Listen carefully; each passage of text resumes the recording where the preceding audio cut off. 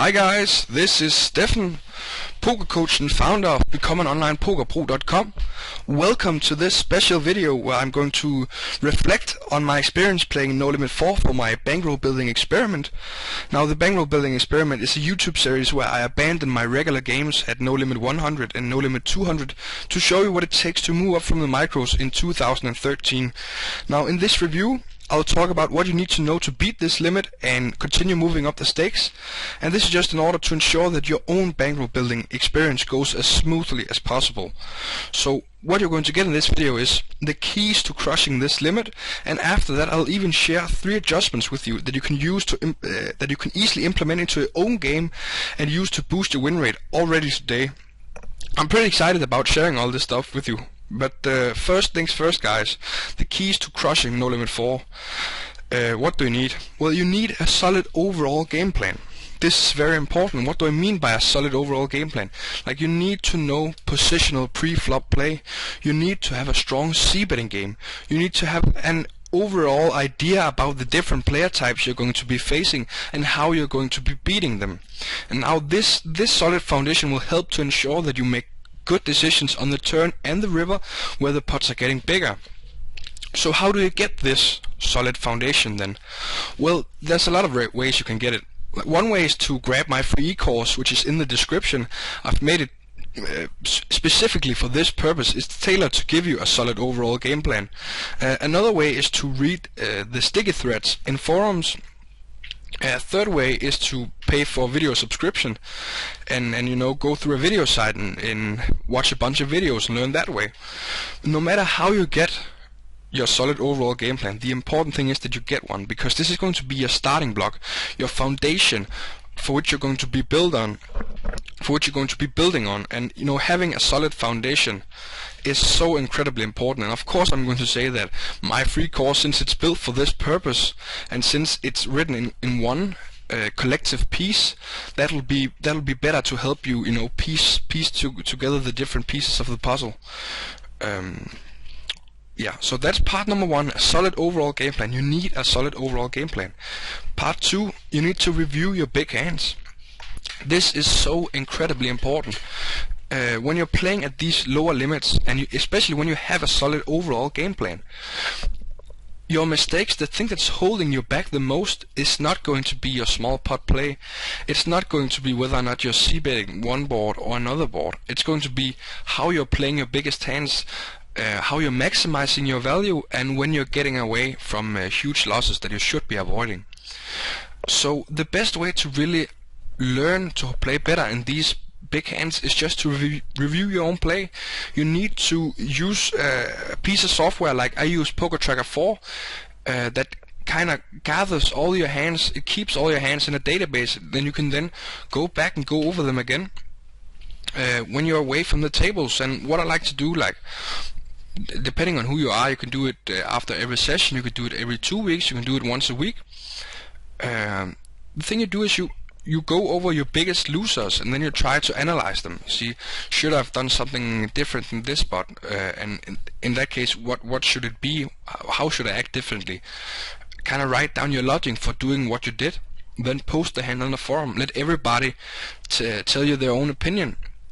And then I promise you that you'll find small gaps, you'll find small flaws in your own logic, and just having others point them out to you for free on a forum is definitely going to help you improve as a player and help you get away from the lowest micro stakes. Now, the third thing you need to do is to focus on learning. You need to focus on learning. You need to focus on having a learning mindset. This is so incredibly important, guys. If you focus on your results, if you focus on winning that next $4 or whatever, you're not going to get anywhere. You need to focus on improving as a player every time you sit down. Remember, you're playing the micros to learn the game. You're not trying to feed a family. You're not trying to become a millionaire. You're trying to learn how to make money consistently playing online poker. And when you're trying to do that, you need to focus on getting better every time. So let's say you're having a rough session, you're facing a lot of bad beats, you're facing some nasty setups. What you're going to do in this situation? Well, you're going to practice your emotional control. You're going to try to learn how to practice your emotions better. Let's say you get completely beat up in a session and you feel really down about it.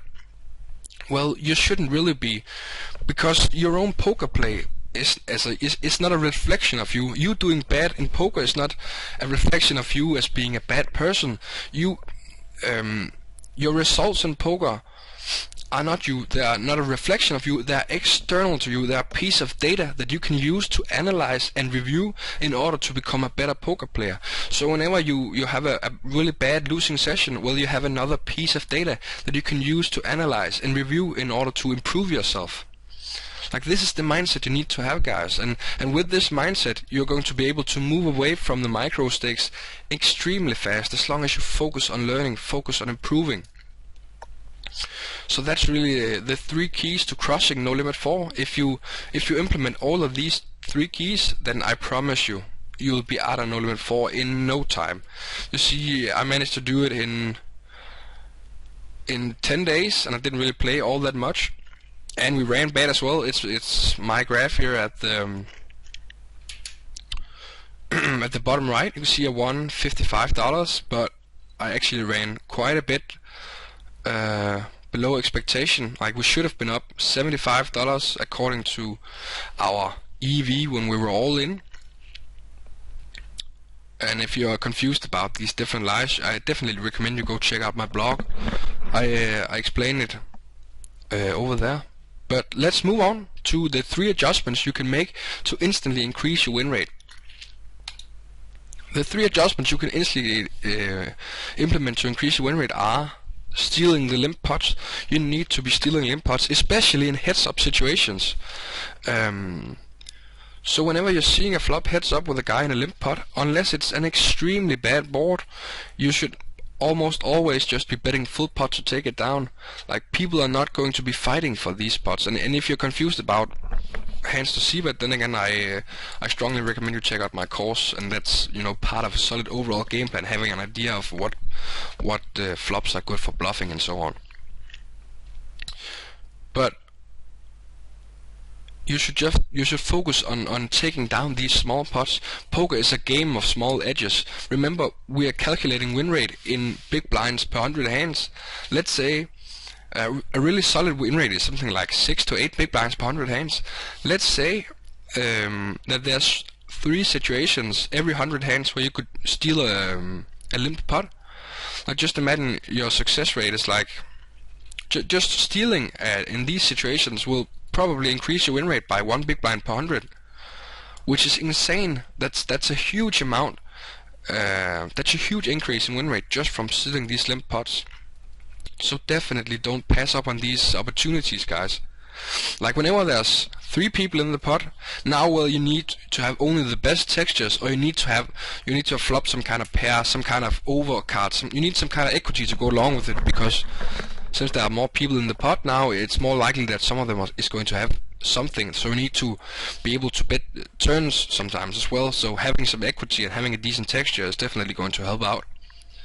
Whenever there's 4 people or more in the pot, then you really need to back off and only bet your top pairs or your very, very strong doors. You should not really be stealing when there's 4 more people in the pot. There's just too large a risk that somebody has hit something.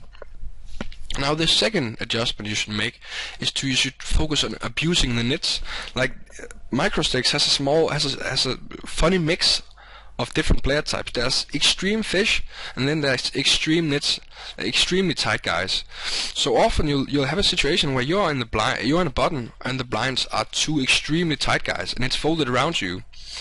Now, in this situation, you should really be stealing so incredibly wide, like in some situations even any 2 cards. And I like to use as statistics for this that I have on my Poker Tracker 4 heads-up display, which I have here on the slide down in the bottom right. That all the way down in the bottom right, that I have put a yellow circle around, is the fold big blind to steal stat. Whenever the 2 blinds, the small blind and the big blind, have a combined fold big blind to steal stat of above 165, you can steal any 2 cards and it'll make a profit, instant profit. which is extremely valuable to know. So let's say it's just below 160. Well, you can't steal any 2 cards anymore, but it's pretty damn close. You can steal any suited, any ace, any king, you know, you get the point. Another stat I use is when I'm in a small blind and I'm facing a big blind who's very tight, I look at the stat right next to the one with the yellow circle around, the one that says SB for small blind, which shows the fold big blind to small blind steal. Now, whenever this stat is above 65, you can go ahead and steal any 2 cards. And the reason for this is the math behind these situations. If you're using a standard steal size, you need to have them fold like 65-66% of the time to make an instant profit. So yeah, that's just the basic explanation behind those numbers and why I use them so much. The thing you have to remember when you're trying to do this, when you're trying to abuse the nits, is that your profit against these players come from stealing pre-flop. Like when their mistake is they're playing too tight, they're folding too much, so whenever they are playing they have extremely strong hands.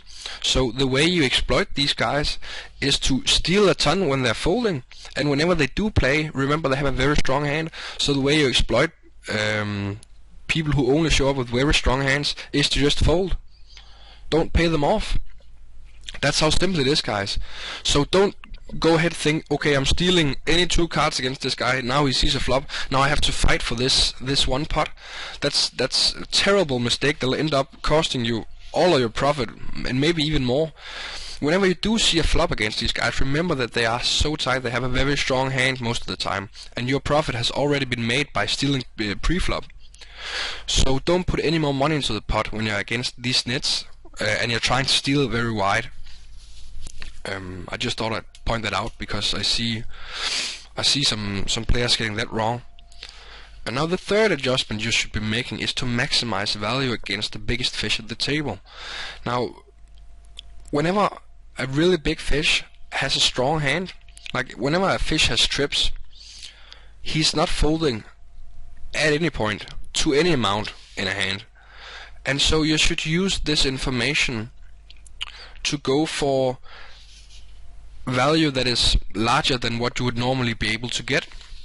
And I have a pretty good example here on the next slide. I have kings in a small blind. I'm against under the gun fish who's 60/15, and he raises it up, and I re-raise him from the small blind, and we get a flop of ace-5. Now I think there's a lot of ace-x in his range for raising pre-flop and calling a re-raise, so it's not really a great flop. I could still bet and get some value from pairs below a king and maybe a flush draw, but I decided to check and try and keep the pot small, and perhaps have him fire a bluff sometimes. So we end up checking the flop, and we hit our king on the turn. Now since he didn't bluff the flop, I don't really expect him to start now, so we might as well bet. And if he decided to slow play an ace, we'll get some money from him. If he has like a gut shot, like Jack 10, like Queen Jack, then we're going to get some money from him. He's definitely still calling with pairs below a king for this first bet. He's calling a5. If he has like 4-3, I don't really think he has if he's raising 15%, but then he's definitely calling that as well. And so on the river, all the draws missed, all the flushes missed, all the gut shots missed. And the thing is, he might still call with pairs below the king if we're betting like really small. If we're betting like, I don't know, a fourth pot, a third pot. But the other part of his range, like that's one part of his range, the pairs that are below the king, the other part of his range is trip aces. And now, first of all, I think trip aces is a much larger part of his range than pairs below the king. And second of all, if we overbet shove here and get like $3 out of him on the river, like try to think about how much more often he needs to have a pair below the king for a small bet to make sense. Like overbet shoving here is by far the best play because we're getting so much money from such a large part of his range, and I think this is a play a lot of people are not really making. In this situation, people are thinking, oh well, I have to bet, the max I can bet I guess is pot, because overbetting, that's just not something you do. He's going to know that I have him beat, yada yada yada. When in reality, a fish is only looking at his 2 cards, and you should exploit that it's no limit hold'em instead of pot limit hold'em, and just overbet shove and get all his money. And really noticing and spotting these situations is something that will help you get out of No Limit 4 in no time. So I just thought I'd share that with you. So the last slide. What have you learned? Well, you've learned the keys to crushing No Limit 4. You've learned that you need a solid overall game plan. You've learned that you need to review your big pot hands. And you've learned that you need to focus on keeping a learning mindset. Other than that, you've picked up 3 adjustments that you can implement immediately that will have a positive impact on your win rate. And these 3 adjustments are: steal the limp pots, focus on abusing the nets, and focus on maximizing value against the biggest fish. So that's it, guys. I hope you enjoyed this video. If you did, please like it and please subscribe. Yeah, I'll talk to you guys soon. Bye.